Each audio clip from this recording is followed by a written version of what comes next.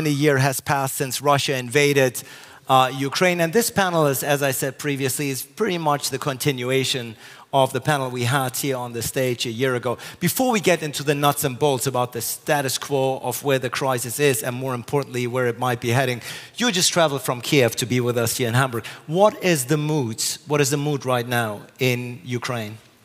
Yeah, this is probably the most important question to answer and my main message to deliver to the audience, because recent polls that had been measured within Ukrainian society about the expectations of the wars, and 97% of Ukrainians believe that we will win this war. 87% believe that Ukraine armed forces is able to retake all the territories, including Crimea. And 73% of Ukrainians are not ready to concede any part of Ukraine's territory to Russia and determined to fight regardless the assistance and support of the West and the fact that this war might take longer. So these are very good figures to explain to you the actual mood in the society right now. And this actually also would explain to you that there is no any single possibility for negotiations at the moment. Everybody is waiting for this big-scale counteroffensive of Ukrainian armed forces to do.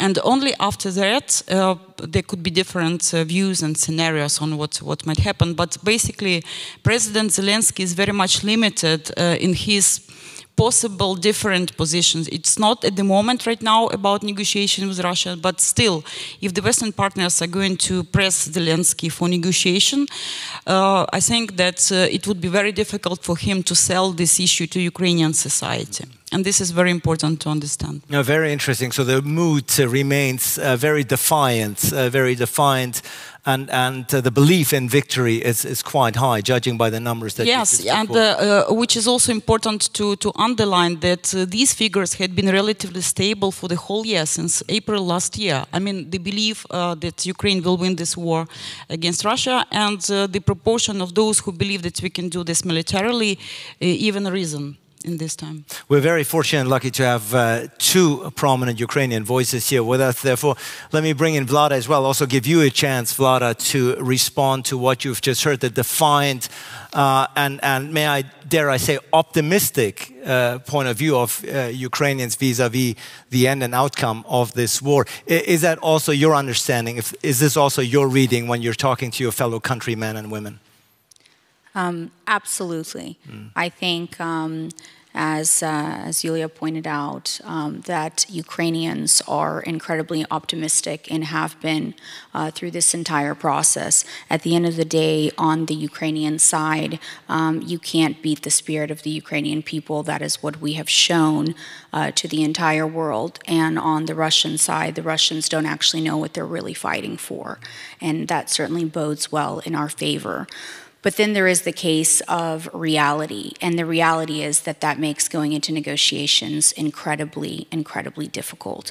And if there are pre-existing conditions to negotiations that require for us to walk into the table already seizing 20% of our land or higher, that's never going to happen. But that is going to be an incredibly serious challenge for President Zelensky, how to not lose face in front of the Ukrainian people, but also at the same time find a reasonable peace solution that is going to be acceptable to the public. Yeah, indeed. As the war continues, the solution and the outcome still remains uncertain. Ivan Krastev obviously talked about it. Many other very bright people here on the stage and beyond are speculating as to how this ends. Niels, let me bring you in here. Obviously, you are part of the ruling coalition right now of the Social Democrats. You are the chancellery is within your party. Olaf Scholz has been criticized at some point, in Germany for that matter, has been criticized about not being as forthcoming, not as quickly, reacting not as quickly as it could have or should have. Is that a criticism that you understand? Is that a criticism that you accept, or do you have a different point of view here? Well, good evening. Well, I look at the numbers, and so I think if you look at the numbers, it's not difficult to analyze that the criticism is not based in the facts. So Germany is a main contributor for Ukraine. By the way, we have been supporting Ukraine very significantly since the annexation of Crimea and the ongoing war in Donbass before. But now, at least in continental Europe, we are the biggest supporter. After the United States, we rank 2 or 3. It depends a little bit on your statistic. It doesn't matter. But the most important fact, I think, is that the Chancellor's message has been very consistent. And that is that we are going to be there for Ukraine, politically, economically, militarily, as long as it's needed. And that's a message towards the Russian aggressor, but it's also a message of support and encouragement for the incredible brave Ukrainians that we are seeing fighting for the very existence of their country. And it is an important message because if we look at opinion polls in our own country, which are still kind of encouraging, I believe, but if you look at other European Western nations, the ongoing debate in the United States, there's no guarantee that the mood will remain as positive and supportive for Ukraine. And the Chancellor is addressing that very fear that I know that many Ukrainian politicians are asking themselves, will our partner be there for us when the mood maybe turns sour in Europe? And so I think a very clear message, and of course we can have a debate about the question of communication and all the rhetoric. I listened to Ivan Krastev here, and I think that some of the overblown criticism that the German government was confronted with is maybe also a little bit based, in some of the historic grievances that we saw. So I'm not complaining about that, but I think we are very confident in what we are doing, and we continue doing that. And of course, the danger of the war fatigue here in this part of the world and beyond is something that we will talk in more detail later on. But let me turn to Benedetta here for a second, because obviously NATO, the Transatlantic Alliance, has, many people have said, been rejuvenated, for lack of a better term. Obviously, we would have, I think Ivan Krastev said something to the effect that the war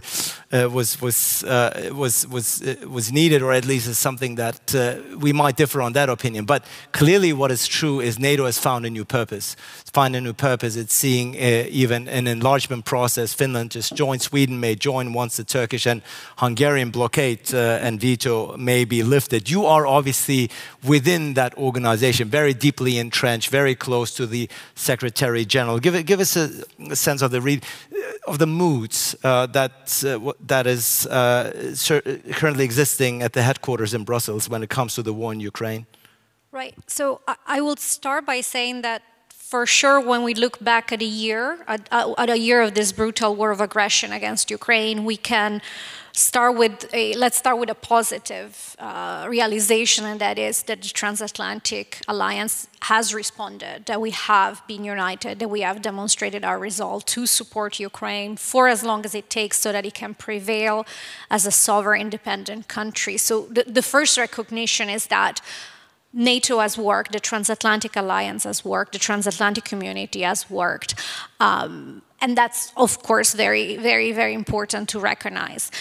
So the mood in that sense is one of confidence in our ability to continue to do what we said we want to do for Ukraine. At the same time, there is no complacency, and I don't think there should be. In other words, we are one year has passed. The war is unfortunately not over.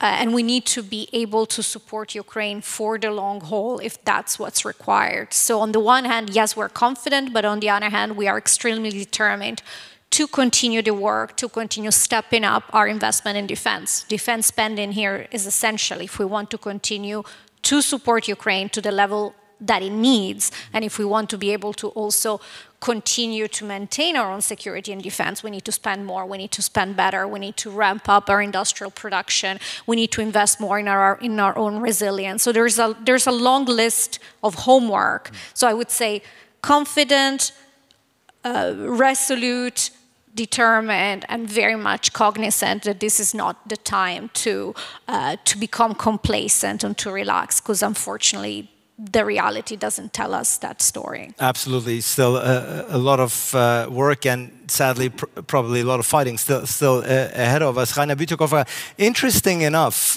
here in Germany at least, it's the Green Party that has become the most hawkish, if you will, when it comes to supplying tanks and weapons to Ukraine. Give us a sense of the internal debate within your own party. I know you're based in Brussels, obviously you have a good reading of the European situation, which we will come to in just a bit. But having a Green here, a member of the Green Party on the panel, I do want to ask you about the very interesting Green position here that your party has taken since the beginning of the war, which is supply Ukraine with weapons and tanks as quickly and as much as you can. Thanks, first of all, for having me here to discuss these important issues. And I will start by saying we still believe we're not doing enough. And if I compare in GDP terms what Germany has been contributing to helping defend Ukraine overall, and what Germany contributed to help defeating Iraq in the first Iraq war, so far we have not spent more than a third of what we spent then. So we should not be, as has been said, complacent and not overly proud. I think we have to do more. In my party, the willingness to acknowledge that reality stems, I would say, from mainly two roots. On one hand, we've long had a very proactive human rights position and an anti-totalitarian position. When other parties, and I'm not going to try to make this a party political slug match, but when other parties still insisted that there was nothing to be worried about with Putin, he would never go to war, we were not that sure, and we listened more maybe than others also to our friends in Central and Eastern Europe. That's one reason, and the second reason is that we went through a very, very acrimonious internal debate 20 years ago, when we were called upon in our first participation in government to decide whether we would be willing to support NATO's efforts to beat back Milosevic. And that took us some time to come to the conclusion that this was in fact needed. And I think the realism of that long decision and discussion has still held to some degree, even for the new challenges of today. Peter Beyer, you were part of government, obviously, that ran Germany for 16 years. It's spilled milk. It's not part of this discussion here, whether something more could have been done to stem and contain Putin. I'd rather get your point of view on the differing perspectives that you have from within the ruling coalition right now, whereas Niels Annen says, look, the numbers speak for themselves. Germany is stepping up to the plate. Reinhard Bütikofer saying we still believe Germany does not. Where do you fall in? Where do you lie in? Yeah, thank you very much for having me and to have that very important panel here with these questions that we are discussing. Me being in the opposition politician here between the government coalition to figure that out, it's a situation that I don't know if you should play that role. What I wanted to share though with you is if we go back a year from now, so in the beginning of that awful war, we got it all wrong. I think nobody really knew that it would, or thought it would ever take so long. A lot of my colleagues, including myself in the parliament, when we were discussing that situation in the beginning, said, well, it's probably not going, longer than a couple of months or something like that. Even our intelligence services, both in Germany, the CIA and others of our allies got it wrong. None of them thought it would take so long. So with regard to criticism towards the German government, of course, some of that I think was needed, but we also have to be fair here that, even if we would have been in the driver's seat, we would have done our own mistakes. And mistakes have been done. I think in the beginning it was too slow to step up, to understand really that it needed the deliverance of weapons and heavy weaponry. Of course, it was not easy because of the history, both of the Green Party and the Social Democratic Party, who will form now that coalition together with the Liberals. So that took some time, but time is something that, especially in the beginning, the Ukrainians didn't have. So, that time that was wasted in the beginning, that was lost in the beginning, costs human people's lives, and that is something that I cannot accept. Jumping now to today, a little bit over a year into that war, I think we all understood that it will not be over anytime soon. And in that panel, in the interview that was before ours here, we heard that there is going to be several elections from Taiwan to Russia to Europe and to the United States of America next year. Elections are everywhere all the time, so I would not overestimate the importance of all these elections. They are a reality in political life, in democracies, in autocracies, and they play a role. But certainly I would agree with Reinhard Bütikofer that we have not done enough yet. If you look to the Ramstein meeting that happened yesterday or the day before yesterday, the Ukrainian representative was very clear. We need air defense, we need this and this and that. It's not only about spending money, you need an underlying concept. And it's very, very concrete what is needed for the Ukrainians to get into that position, to be strong enough to at one point in the future start peace negotiations. But that's not the time now. Iuliia, what is the level of satisfaction on your personal part, but also the public of Ukraine, about the support that you have received, not just from Germany, but Europe in general? Yeah, let me start by saying that my diplomatic career, the Minister of Foreign Affairs, 15 years dealing with European Union.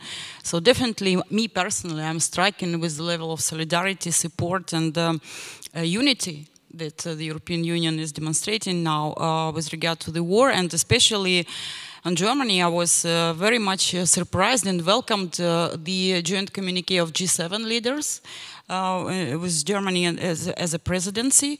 The one that they designed, they actually drafted, the German side drafted on the next day of the first scaled attacks on critical infrastructure on October 11 last year.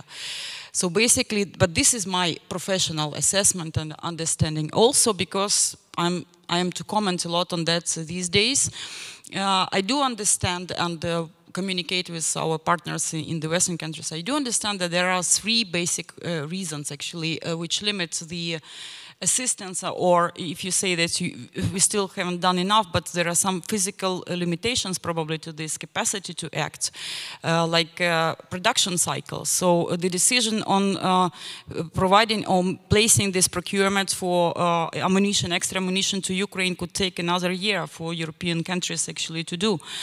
We understand this. You mentioned, Ivan, that Germany had stocks just for 2 days. So it's also explainable that we can't receive everything in sufficient amount now in order to sustain this war, which is of level of 1942, as Ivan rightly mentioned. But there is also some political constraints, definitely because of the position of some of the countries, and also bureaucracy. bureaucracy at the European level, at the European institutions. So this is something which impedes very much the swift delivery of what Ukraine would love to receive. But this is me. I'm professional expert in security. I can explain this over media, but this is something which is not clear very much to the general public in Ukraine. And definitely, therefore, we tend to see this more simplified approach to let's criticize Germany because you were slow enough, actually hesitating about this, providing Ukraine with Leopard tanks and so on. So today I joke, God bless that it's not the issue of F-16 is not to Germany now, it's to America. Because in this case, right now, everybody in Ukraine just keeps saying that Americans should be actually more courageous with this decision and so on. So to sum up, definitely we are very grateful for the assistance, and it's definitely unprecedented, even from my professional assessment, and even on the level of society. So, however, all this kind of stuff, as I mentioned, still impacts. Vlada, Iuliia just spoke about her gratitude, her appreciation, not just towards Germany, but Europe and the Western world, about the unity and the solidarity that they have displayed throughout the past 13, 14 months. How about you? Is that also your opinion, or do you differ somehow? Well, it's undeniable that Germany could have done more in the beginning, but hindsight is 20/20, and it was a very unprecedented situation that I think nobody expected in the heart of Europe. But moving forward, I think it was an incredibly positive step to see that Germany was willing to move forward in allowing Leopard tanks in Ukraine. And but moving forward, I think it's really important that Europe continues to be united. European solidarity is really, really critical. And what Putin estimates and looks for is cracks in the system and in the structure. That's what he wants, and that's the kind of thing he hopes to gain with war fatigue. And recently, we saw the issue with the wheat imports and with Poland, Slovakia, and Hungary. It is things, while the EU did condemn this, it is things like this that show cracks that we can't afford, because this leads to this desire to kind of want to continue this war in many ways to create kind of that fatigue and stalemate. So it's very important that Europe, really continue to be united through this process. Clearly, Niels, this war in Ukraine is first and foremost a testament to the resilience, the courage of the Ukrainian people, a hard test for them. But in a way, it's also been a very soul-searching process for us, for Germans. And the very famous, by now famous Zeitenwende speech by your Chancellor, also a little over a year ago, which was supposed to launch a completely new set of understanding and interpretation of what German security policy is going to be. Now, 12, 13 months after that speech, do you see any concrete steps in the right direction here? Oh yeah, absolutely. I think it was not only a speech. We are investing in our armed forces. It's not easy. It has been mentioned. You cannot make good of years and years of neglect, underfunding, and almost everybody, I think, in the political system bears responsibility for that. I have the sense that not only the decisions that we made with the extra budget and now, with additional money that is going into the Bundeswehr, we took decisions that took years. I mean, debates in Parliament, different ministers of defense. We could not make up our mind on a system to replace the aging Tornado jets, for example, which is, and my friends from NATO know that, crucial for the nuclear sharing agreement. We took that decision. And it's going to cost us a lot of money, but it's going to send, I think, a clear message towards our opponents, but it's also sending a necessary message of unity and our willingness and ability to invest in our collective defense. That, by the way, is sometimes, with all the understanding that I have for the expectation towards Germany and the demand directed at us to deliver more. But it's also part of the responsibility of our government to implement what we have been discussing after the Chancellor's Zeitenwende discussion. That is to strengthen territorial defense and our alliance duties. Unfortunately, that is necessary. But that means that every decision we take is a difficult decision because it takes so long to get new equipment to include it into the armed force. You cannot go to the Amazon website and order a Leopard tank. It takes time. So the German security, our overall security in supporting Ukraine goes hand in hand. What I'm experiencing, that's not a hard fact to quote, but it's just my experience that the image of our soldiers is changing in Germany. So many members of our armed forces who have been doing a great job in difficult parts of the world, but they always had, rightly so, the impression that there was not enough support. That is changing as well. So yes, I think it has been a historic decision, and I'm sometimes puzzled a little bit that if you look at some of the criticism, which is great to have criticism in a democracy, but also including the think tank community and so on. You really need to look into the details and make a judgment. And please criticize us if it's not enough, of course. But you cannot implement everything the Chancellor said within a year's time. And sometimes I have the impression that, belittling what we have been doing and heavy lifting is not always serving our joint purpose. The war that we are looking at right now is not only on the battlefield; it's also a psychological undertaking, and everything is being watched. I can assure you. Everything is being watched. Benedetta, I'm going to come to you in a second. Let me just give you an opportunity, give Reinhard, Bütikofer, and Peter Beyer a very quick opportunity to respond to what Niels been saying. Obviously, you're now in the opposition. Everything's been done that can be done. Obviously, nothing can be implemented within 12 months, especially when it comes to the humongous project that has been put forth there. Peter, I just want to get your quick reaction to that. My reaction would be a question. How much of this extra budget of 100 billion has actually been spent for new weapons, ammunition, or for equipment of the Bundeswehr? To Niels Annen. Thanks for giving me the floor again, Peter. It's very easy. I know that you and your colleagues in the Parliament are always asking that questions. But we made, for example, we signed the contract with the Americans to buy the I did the civil service, by the way, so I'm not a military expert. F-35, is it? Yeah, I did. So forgive me. We have a military expert right and that's very, very reassuring these times.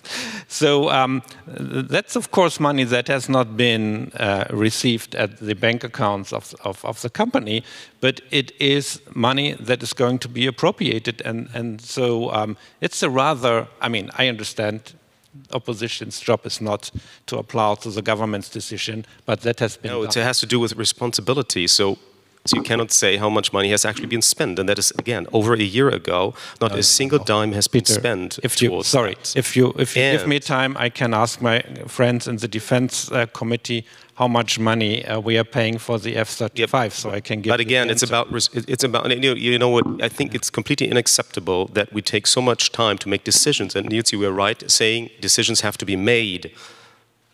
But this government took way too long time to come to terms among the coalition parties and to come up with a decision. So yes, everything takes time, but not, it should not have to take such a long time. And otherwise, we would have spent that money very smartly and have been able to put Ukraine into the much better decision before that. It was a lot of struggling within the parties of the coalition, and that is completely unacceptable in that situation. Reinhard Bütikofer, let me also get your quick take and then move more into the mega position. I think it's important that we have three prominent German politicians here and obviously 2 Ukrainians. I think the German position being in Hamburg is going to be a factor and subject matter of discussion. So, but I do want to give Reinhard the opportunity and then... Well, everybody's been in opposition at one time or another, so we all know what that implies, but I don't think we should just play a role here. Yeah. We should talk about facts. And indeed, the spokesperson of the Chancellor has said publicly and insisted on that not a single decision was taken that had any weaknesses, was in any way not adequate.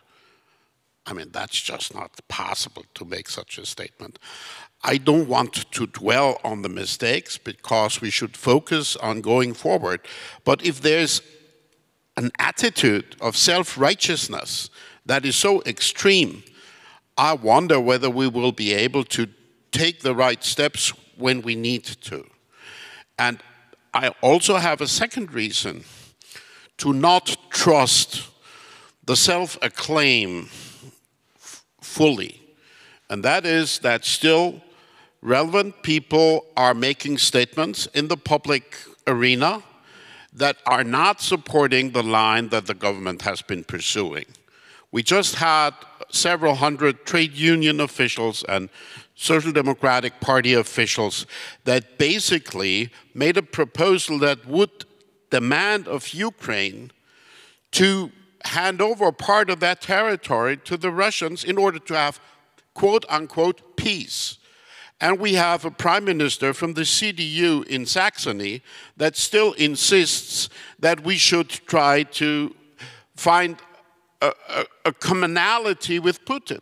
I mean, as long as these attitudes are not tackled, I think we have to be aware of a risk of undercutting the necessary future steps. And considering what we see in the US, where the extreme left and the extreme right are questioning the need to continue supporting Ukraine, maybe we will have to step up our own contributions in the future. Benedetta, I think this is a quite interesting and revealing complex discussion that we've been having here in Germany. Pretty accurate reflection, and clearly a country that for many years, and perhaps for good reason, have been asked to step aside, now being asked to step forward and deliver. But I do want to ask you about a question that, at least for a time being, we all thought was now off the table, namely Ukrainian NATO membership. It seems that President Zelensky has put it back. The NATO Secretary General commented on it just most recently. And if my reading is correctly, it seems that that particular issue, which many people say has been source of contention, is being back on the table. Are we seriously discussing Ukrainian membership into NATO here? Right. So first of all, I think what we are discussing, and that has to be the start of the conversation when we talk about Ukraine from a transatlantic perspective, I think, is how do we ensure that Ukraine prevails as a sovereign, independent country? That has to be step one, because of course we can have theoretical discussions, but in terms of membership, or in terms of any forward-looking discussion on membership, needs to be centered on the fact that we need to support Ukraine now so that it can exercise its right to self-defense, so that it can prevail as a sovereign, independent country, and so that it can, as the Secretary General said recently in his visit to Kyiv, occupy its rightful place, which is in the Euro-Atlantic family. So that is the key message. Let's focus on supporting Ukraine now. At the same time, there's also, I think, there's also the importance of sending a long-term political message that support is not just, it's not going to wane, it's not going to go away anytime soon. And that's why, from a NATO perspective, our focus is really on providing non-lethal assistance to Ukraine today, on developing a multi-year commitment that really looks at how do we continue to support Ukraine so that it can transition from Soviet legacy equipment to NATO interoperable, so that we're actually practically becoming closer and closer together, from their standards to the equipment to the way we operate. All of that is also a political message to the Kremlin, first and foremost, that we're not going to that we are not going to lose focus, we are not going to get war fatigue, we're not going to turn our eyes, because we understand, and I think that's very important when we talk about this conversation about what's enough, what's not enough. That's of course a sovereign national discussions to be had, and a legitimate one, but I think the answer depends fundamentally on the question, what are the stakes? Why are we supporting Ukraine? And I think, of course, we're supporting a country in a right to exist. And that's incredibly important. But I think let's not be fooled. It's not just about Ukraine. It's about what type of European security order do we want? Do we want one that is based on rule of law, on predictability, on stability? Or do we want one where we go back in time to the darkest chapter of our histories, where the stronger neighbor bullies the weaker, where we bring back spheres of influence, where we change border by force, when we see mass deportation of people, human rights violation at a scale that we haven't seen in decades? What this is not just about. So the question of how much is enough is really, to me, strongly connected to the question, what is this war about? And ultimately, I would even argue it's not just about a European security order. It's really about the rules-based international order. And someone in Beijing, let's say, looking very closely at what's happening in Ukraine, needs to understand that aggression will not be rewarded, that there will be a price for aggression. So if that's the optic, then I think we really have to have a very, very solid discussion on how do we match our ends and means, because the stakes, I think, are extremely high. And I think I know that I went a little bit off course, but I think it's important because it's not a technical conversation, this one. It's really one about our values, our security, and what type of future we want for Europe, and ultimately for the rules-based international order. So it's high stakes. The stakes indeed could not be higher for Ukraine, first and foremost for Europe and the Transatlantic Alliance. Vlada, we are here talking about Ukraine 1 year later. Hopefully we will be sitting here next year again, but not talking about Ukraine 2 years later. What realistic scenarios are conceivable for an end to the war? We just talked about possible Ukrainian membership to NATO. Obviously, your country has officially applied for EU membership. But at some point, one way or another, people have to come together. The fighting, unfortunately, still is taking place and still continuing on the battlefield. But hopefully, at some point, the parties will come together. What is a realistic scenario that you foresee here? It's one of the most difficult and most asked questions quite regularly when it comes to Ukraine. And the reality is, the hard reality is that first and foremost, to have proper peace negotiations and to see some end to this war in sight, we really start with, first and foremost, a ceasefire. You cannot negotiate peace with a gun being held to your head. This is just not reality. The second part of this requires two heads of state in a bilateral meeting between Zelensky and President Putin. Envoys just do not work in this case, and have proven in the case of Ukraine that they do not work. The reality is that everything really has to be on the table when coming into these discussions. And there really needs to be honest brokers involved in this. And on the Ukrainian side, honest brokers could be the United States, France, and even Germany. On the Russian side, you would have someone like a China. And this is the way forward.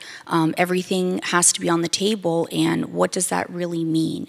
That means that Russia has to be willing to pull its troops out of Ukraine during this period. And this also means that on the Ukrainian side, as difficult as it might be, Ukraine has to be willing to put a pause in its accession to either the EU or discussions on NATO. This is really, really critical. And at the end of the day, Ukraine does not want a Munich 1938 situation. We want real peace, not a fake peace. And this is critical and the beginning to seeing some light on the horizon. But you can't dismiss that during this period, while we are sitting internally and countries are torn even amongst themselves on what to do. You see the situation right now playing out in the United States as they're nearing presidential elections. They're having this discussion. One side of the aisle is not sure that they really want to continue supporting this war. They don't see the interest to the American people, and the base of that side of the aisle is not really fully in support of the war. It hasn't been sold to them properly. They don't understand the global implications of this. So you see kind of this divide. But while we're having these discussions in many countries all over the world that are big stakeholders, you can't disregard what's happening with the BRICS alliance. I mean, they're having conversations about possibly creating a currency that's backed by a commodity. You can't disregard the fact that Moscow and Beijing have called repeatedly for a de-dollarization. What does this mean? China has been really, really active in Africa when it comes to gold and resources. Brazil and Russia have quite a bit of gold. This is very dangerous. And while we are sitting internally and thinking of what we're going to do and how we're going to get there, these huge global shifts are happening in real time. And this could also jeopardize the peace, because if there truly is a de-dollarization, you're going to see a total and complete circumvention of sanctions. And so it's very, very important. Iuliia, I'm sure that's a question that is also, and for a good reason, been posed to you as well, about when and how is this war going to end from a Ukrainian perspective. Yes, we can talk best case scenario, desirable outcomes, we can paint these pictures, but what is a realistic scenario and a possible end to this? Yeah, but I still will paint this broad picture by referring to the work that we at GLOBSEC done, 5 security scenarios for the war in Ukraine for 2022 and 23, where we basically assigned probability score to each of these 5 scenarios. And let me say that the most realistic one, how it looks like by now, with all factors combined, it's still the protracted conflict.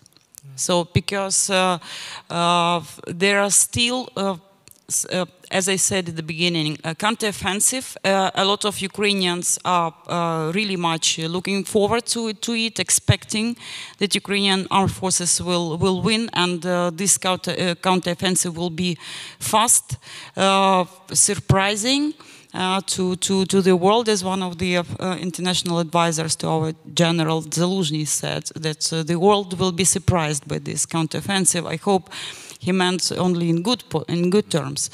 But basically, until this is over, no other scenarios or all other developments could be planned, because, as I said, the expectations of the society is very high that we will win. They are not ready to consider any kind of negotiations with Russia, be it with Putin or with somebody else.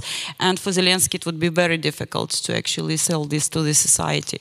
However, as I said, probability score, they are moving. So right now, if we had this, the most probable scenario, like protracted, sorry, I'm mistaken. It's a two-phase gradual defeat of Russia, basically, with some pointed negotiations when the Western partners might be pressing Ukraine with getting into negotiations with Russia. And therefore, it's important for me to explain to you right now that it's not the moment to press the Ukrainian society with that. But yes, the probability score is moving, and by now we have less scores for the worst case scenario, like Third World War with nuclear component and NATO countries being involved in the conventional fight. It's 5% now, so it used to be a 10. And the best case scenario, when Ukraine can take all the territories back militarily, is also rising right now. It used to be 5%, right now it's 10%. So basically, but for negotiations, as I said, speculation is about this counteroffensive, and this might change the expectations in Ukrainian society, and also, I guess, in our Western partners as well, because everybody right now is just waiting for this charming moment to actually start. Benedetta, just quickly, obviously the idea is for Ukraine is to create militarily a condition which are very conducive then to get to the negotiating table. What is your military reading? Obviously the headlines are there. It's very hard to see and read through them. Can Ukraine win this war militarily? I think Ukraine can win this war, yes. But of course, going back to my first point, we need to be very much aware of the fact that in order for them to do so, we need to continue to support them militarily, which is what we have talked about so far, but also in terms of financial support, in terms of humanitarian assistance, so that the country can continue to function and then can start thinking about reconstruction, development. But from a military perspective, I think it's very important that we really absorb this lesson. We had severely underestimated the ingenuity, the adaptability, the bravery, the ability of Ukraine to really resist aggression and push back. So it's important that we remember that lesson. At the same time, because unfortunately I would love to paint only a positive picture, but there's also a reality that on the other side, when I look at the Russian Federation, let's be very clear, I haven't seen any sign that Russia is preparing for peace. They are doubling down in terms of their military efforts. What is very interesting is how the war is even changing the nature of the regime, becoming more authoritarian, more oppressive, more economically isolated, more dependent on China, etc., etc., etc. When you put all these factors together and you think and you read how Putin is more and more placing higher and higher stakes on this war is going to become about regime survival. So if that's the case, we should be under no illusions that Russia is going to give up anytime soon. And unfortunately, we see that they have a very high threshold for pain. So yes, the Ukrainians are doing miraculous work on the battlefield, but we shouldn't be under any illusion that Russia is ready to fold in. I don't think they are, unfortunately. And of course could lead to, God forbid, a trickle-down effect into Belarus, Moldavia, and so on. Just quickly, Iuliia, so I want to bring in Niels, Peter, and very quickly, because you just touched a very important point, that Russian mentality is a bit different, and for our Western partners, it's very difficult to read it. To put it plain, it's of a rational nature, where intangibles in negotiations like pride, respect out of fear and so on matters more than purely mathematical calculations of cost. Therefore, Russians are ready to sustain it. And for our Western partners to be ready to read Russians, definitely you have to cooperate with Ukrainians on that, because we know very much about their mindset. Thank you. Niels, on a panel like this and many panels that we find ourselves on, you could be mistaken for thinking that the entire world is supporting Ukraine and is wanting the same outcome. But of course, we know better. We know that the two most populous nations in this world are completely not aligned. China openly, India is at best indifferent. Brazil is not on par with the Western position. Are we losing track? Are we losing sight of this as somebody who's been in foreign policy for a very long time? Well, I would say, as far as the German political discussion is concerned, there's a real danger. And we saw that when the Chancellor visited Lula in Brazil, which was a very successful visit. And by the way, the Brazilian government stated a condemnation of Russia's invasion, but then refused to copy our talking points. And that then was not a surprise for anybody with the most limited knowledge of Brazilian politics. But the German press reported it as almost a failure of the Chancellor's visit. And we need to be a little bit, careful. Also, I mean, what Reinhard mentioned, not everybody in Germany is in line. And we need to talk with those people. People who, and by the way, also Greens, I mean, the late Antje Vollmer was also on that call, and others. But so we need to, find the right way to address that domestically. Otherwise, I think we are increasing unintentionally the danger of Ukraine fatigue. internationally, my work as the State Secretary in the German Development Ministry is almost to talk on a daily basis with countries who have not supporting us in the General Assembly, or voted with us but not really believing in the importance of the vote. Because these are almost all our partner countries. And the conversation is very important. And they are for different reasons. We don't have enough time to address them here, but there is rejection and grievance towards Western policies. And there's also, you know, there are historic reasons for that. You don't need to agree with that view, but you need to understand what is happening. And that's why the Chancellor, as visiting countries in Africa very early in his term, that's why he went to Brazil very early. That's why he went to India. He has been using the G7 presidency, which you mentioned, where we did a lot to build a support platform for Ukraine, to invite precisely those leaders who voiced disagreement or even objected to our position. The world is not the same place that it was during the Cold War. And, you know, neither our political nor our economic model is unchallenged anymore. And I think that engagement of Olaf Scholz is very important. And what I see as a very smart thing to do is that the Ukrainian government understood that as well. I was traveling with our federal president Steinmeier to Lula's inauguration. And when we entered the hotel room where we had our bilateral with Lula before his swearing-in ceremony, the Ukrainian delegation left. That was also completely ignored by the German press, that yes, Lula received the Russian delegation, and afterward he received the Ukrainian delegation. That's important. It's hard work, it's heavy lifting, but it needs to be done, and it should be recognized that, you know, we have our disagreements here, but not on substance. I think we basically agree on this panel. But if you would invite participants from the ANC in South Africa, from India's ruling party, etc., you would have an entirely different panel. Maybe we should do that next time and look in hindsight, hopefully, on what is happening. No, but I can confirm what you said. Peter Beyer and I actually shared the same stage in Abu Dhabi in December, and to his credit, he was very much, there was no cracks. There was no cracks in the German position whatsoever. It was clearly spoke with one voice.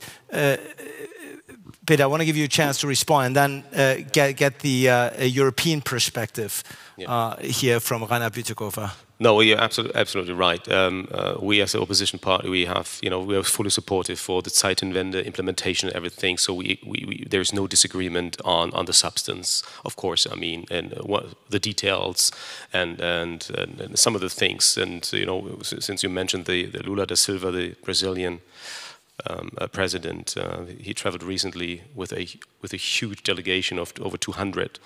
Over 200 individuals, business people, so to China, and he also made a toxic peace proposal towards solving the Russian war of aggression against Ukraine. But it came with flaws because he said, well, Ukraine would have had to say goodbye on Crimea up front. But of course, it is nothing that would be acceptable for us as well. But I wanted to mention two things. One thing that Vlada mentioned quite rightly is there can be no flawed peace agreement. So that would include not say goodbye, giving up on Crimea, because there was recently a piece in Foreign Politics published by Kuleba, the foreign minister of Ukraine. He said, well, we've been negotiating with Russia over Crimea under the Minsk format for 8 years. And we see where that has led us to the invasion into Ukraine. So, you should be very clear on your position. Everything else would be understood by the guy who's hiding behind the Kremlin walls, named Putin, by weakness. And another thing that was mentioned by Benedetta she used the word reconstruction. And on this panel, we should also, look into the future. Reconstruction has to begin now. Reconstruction of Ukraine while the war is still ongoing. And we see here and there some things already happening in the official sector, in the private sector.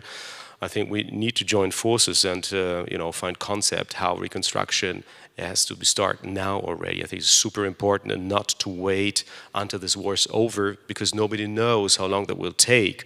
Hopefully it's over sooner than later, but reality looks differently quite now. We don't know how this spring offensive is going to go and what the Russian reaction will be. Reconstruction is key now for the people in Ukraine. And I actually had the great pleasure and privilege of moderating the international conference on the Ukrainian recovery in October in Berlin, which was obviously hosted by the G7 German presidency and the European Union. In attendance, obviously, Olaf Scholz and Ursula von der Leyen. 20 seconds, Niels. I think you wanted to say something to that. Because I completely agree with Peter, and just wanted to use the opportunity to say that we set up a support platform. I just went to Washington, D.C. for the Ukraine roundtable at the IMF World Bank spring meetings. Our senior government representative just visited Ukraine for 2.5 days, coordinating with the major donors, and our message is it begins right now, and we also already dispersing money for the reconstruction. So just in addition to what you said. The process begins right now, a message that was reiterated at the conference. We cannot wait for the end of the war. It has to start right now. But Reinhard Bütikofer, as the only person who's based in Brussels, who knows European politics inside out, aside from NATO, of course, I'm sorry, speaking about the EU here in this specific context, we've already talked about, Vlada already talked about some of the cracks within the union that is starting. We're not even talking about Viktor Orban, which is the obvious, but we're talking about grain imports now, where Slovakia, Poland are taking a very opposite point of view. How much longer is Europe gonna and able to manage this unified front throughout this war? My take is that without American leadership, Europe would already have fallen apart. And I do hope that this leadership will continue. And there are cracks. When President Macron announces that his emissary and Wang Yi will sit together to provide a peace plan for Ukraine, and nobody knows with whom the French have ever spoken about that, not with NATO, not with the EU, not with their best neighbors, not with Ukraine, well, that's a crack, I would say. And it needs a lot of effort. And President Biden and President Macron spoke, and then you look at the readouts, and they're still different. But I believe that one point will also help keeping Europe together and united. And that is the analysis that this, as has been said by others on this panel, that this is not just about Ukraine. It is about Ukraine and its existence, but it's also about the principles enshrined in the UN Charter of national sovereignty and territorial integrity. It's about which kind of world we will have.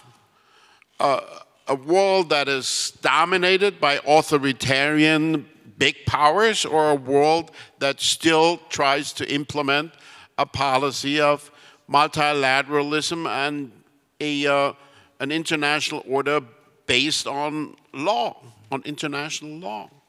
And I think this understanding that it's not just about us being gracious to the Ukrainians, that we're also fighting for our own cause. That's central to keeping stuff together. And we actually had a very interesting panel today here in the context of the Europa Camp, talking about Europe's military security policy in the future. Of course, strategic autonomy, all these terms have come up.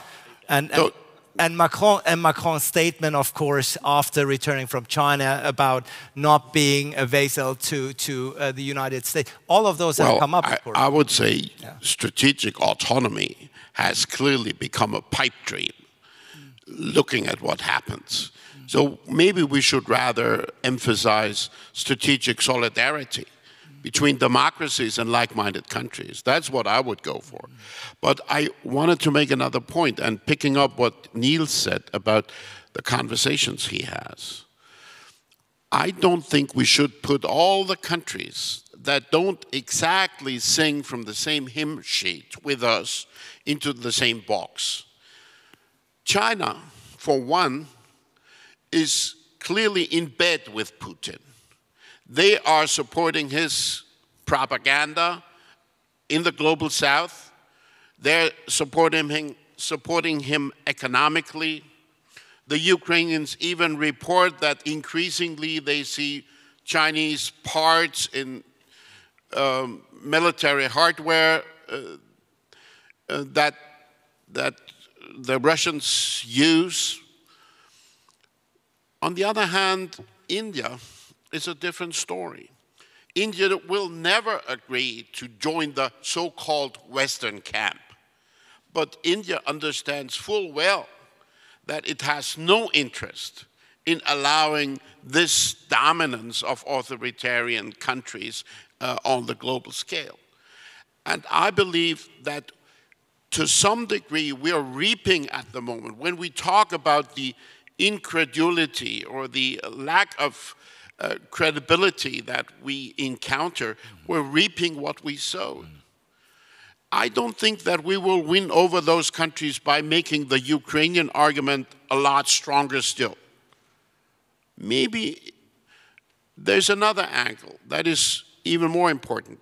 Annalena Baerbock has said that at the United Nations. Listening to these countries and understanding their concerns. How many of us have spoken about the Chinese aggression on India's Himalayan border? Very few. That was cast aside as a sideshow. Well, people remember.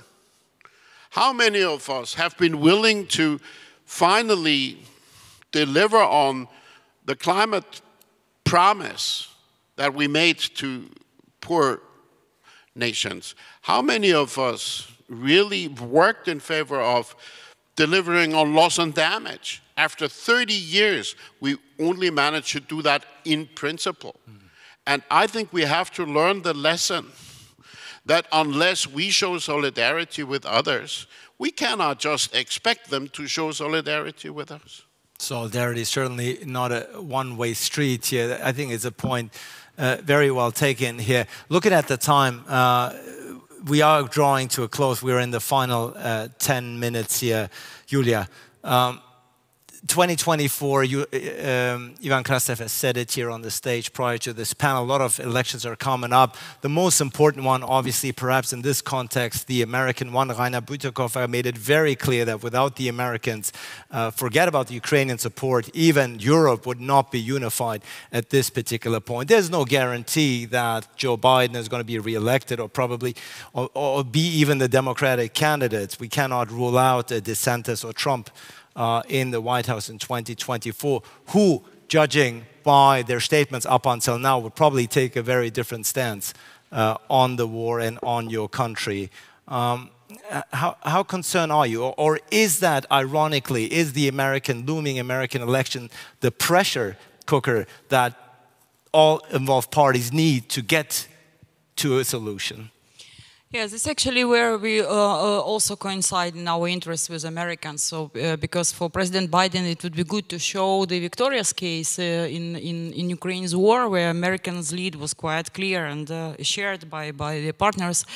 And so I think that on that side, we definitely making this case of helping us, to give us the tool to finish the war this year.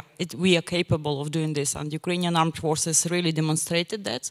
even with a limited stock, because Ukrainians also proved to be very creative with using this limited stock that we have from the partners. And this is why the precision rate of our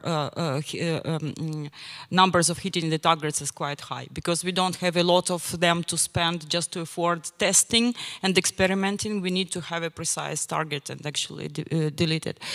So basically, we will be making this case. And again, let me refer to two scenarios that we made. The most important part of that is implications for our Western partners that we've done for each 5 scenarios, putting them in negative and positive ones. So, and basically, it's clearly shown that we are on the same page here. And all the implications, the most positive implications the Western partners might have with the best case scenario for Ukraine. So let me finish here. Thank you. Vlada, I also want to get your take on the upcoming elections, upcoming US election in particular, and the pressure this may put on Ukraine and the West to finish and wrap up this war before there might be a change in the Oval Office. Well, it absolutely puts an immense amount of pressure, but maybe it's exactly the kind of pressure that Ukraine needs right now. While Ukraine certainly needs, without any air superiority, needs long-range artillery, I think that what's happening in the United States really can jeopardize the future of this war in Ukraine. So maybe that forces Ukraine to the table in a different way than before and sways public opinion differently. But the reality of what we're looking at moving forward is, as you already mentioned, a massive risk. Both Ron DeSantis has actually changed his stance on Ukraine. Before he was considering running, he had a very different position on Ukraine. Donald Trump is currently playing to the base, which is incredibly flared up right now, considering his recent indictment, and is really quite angry in a sense. But all pressure goes on Ukraine launching a counteroffensive, which maybe we can see after the summer before we go in to kind of an election period. But in order for this to take place, there really needs to be a new and fresh supply of weaponry. And unfortunately, for many various reasons, that's not as easy as it sounds for people that don't understand the intricacy of those details. So is it possible? Yes, it can happen at the end of the summer. And if not, maybe next year. Benedetta, NATO remembers very well the first term of Donald Trump. Clearly, it caused some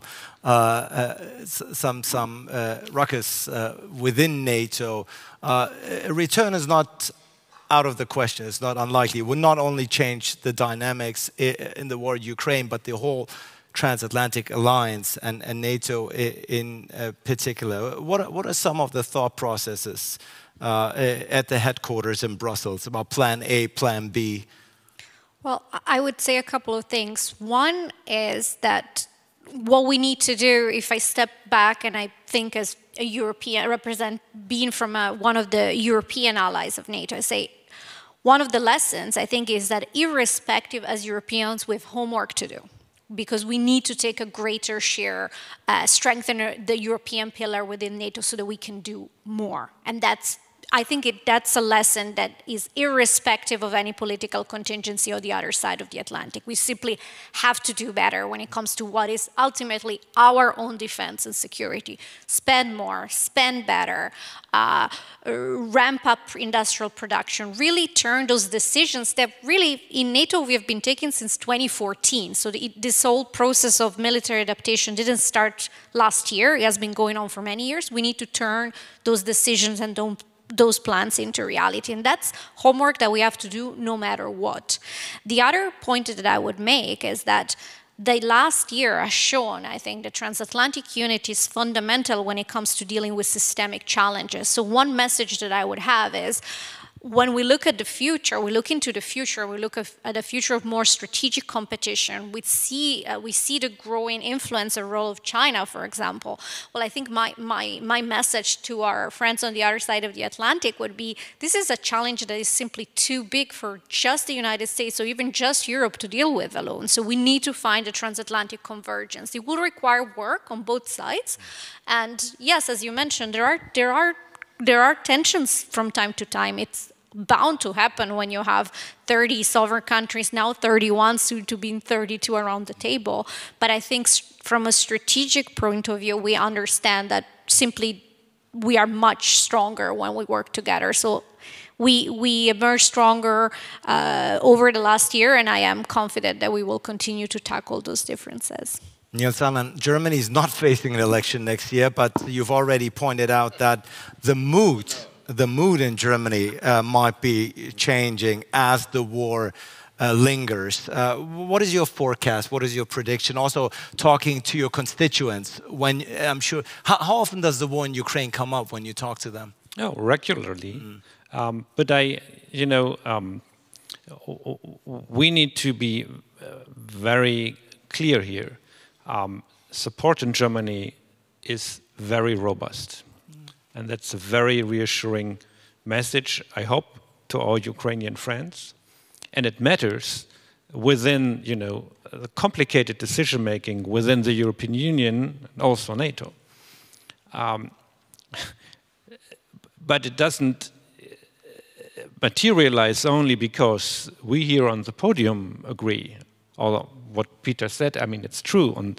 We do have some fighting in Parliament, but the major opposition party supported Zeitenwende, and we're grateful for that. And it's very, it's an asset for our foreign policy as well. But if our citizens have the impression that the government is putting more resources, attention, and emphasis on Ukraine than on fighting inflation, managing what, even without the war, would have been a major transition, making Germany energy CO2 neutral, and everything that has to do with that massive transformation. And you should also not forget that we had COVID, we had financial crises.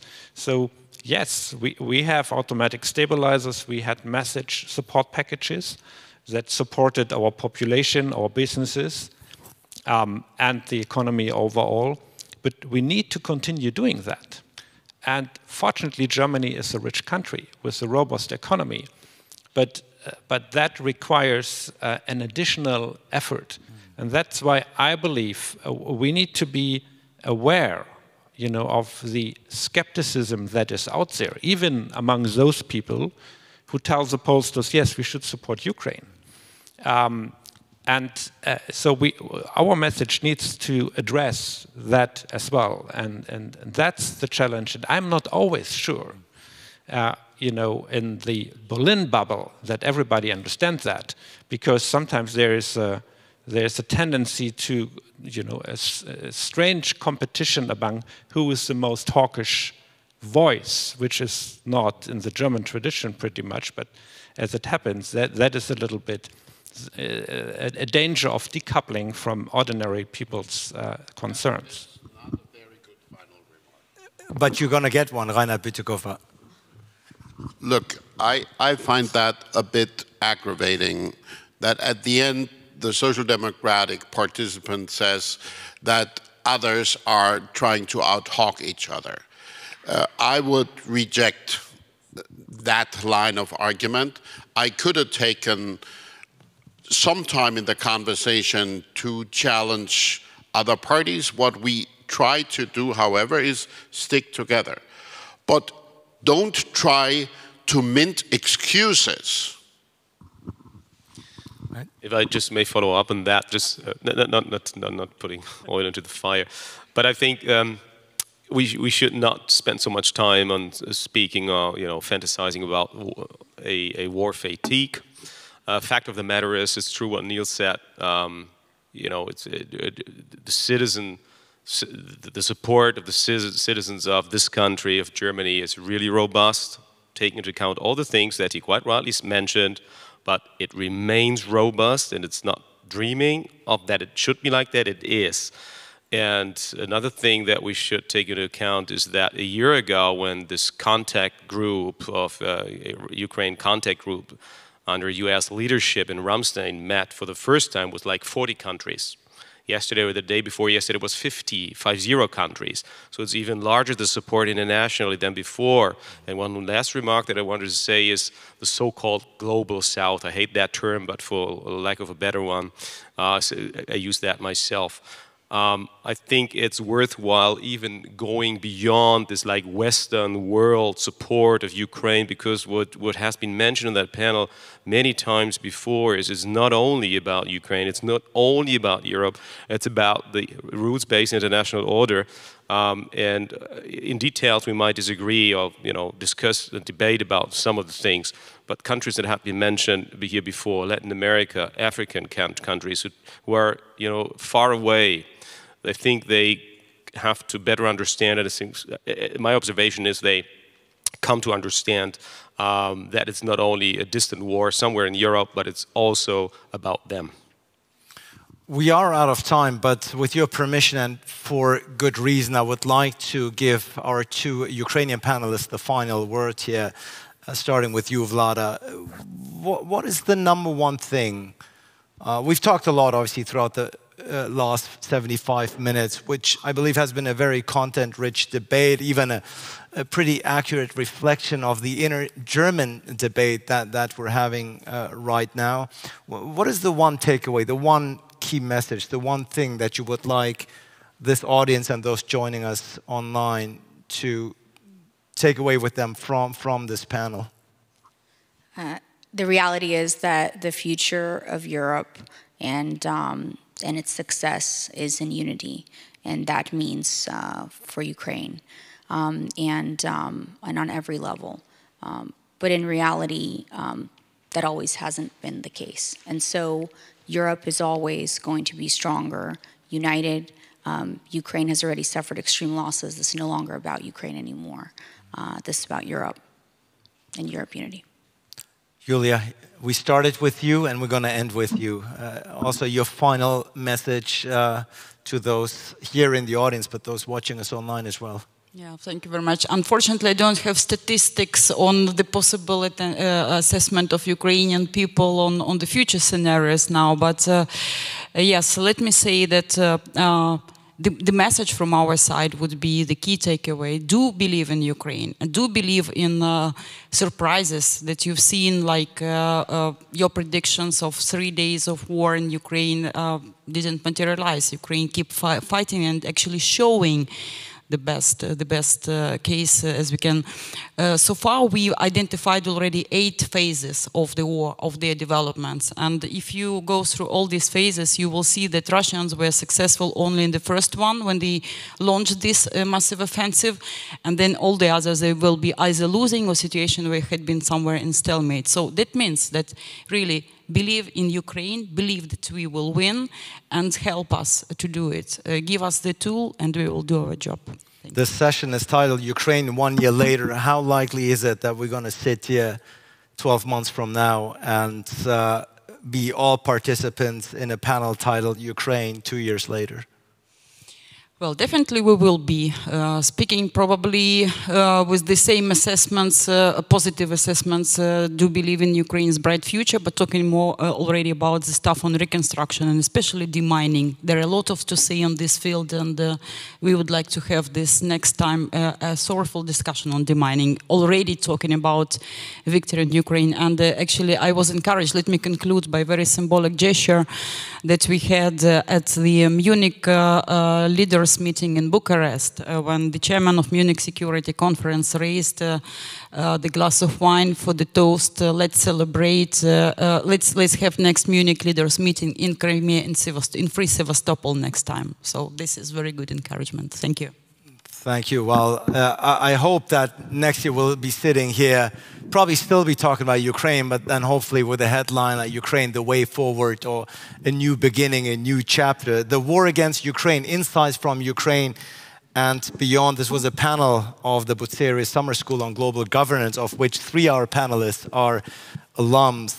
And I think I speak for all when I say this has been a very content-rich, insightful debate that we've had from many different walks of life, very different spectrums of European political corners, and it shows I think, how important the solidarity at the end of the day is on the European and Western side to come up with a unified force so that Iuliia and Vlada, the end of this war will be near and it will be to your liking. Niels, Annen, Benedetta, Berti, Reinhard, Bütikofer, Peter, Beyer, Vlada, Galan, and Iuliia Osmolovska, thank you so much. This is your applause. Thank you so much.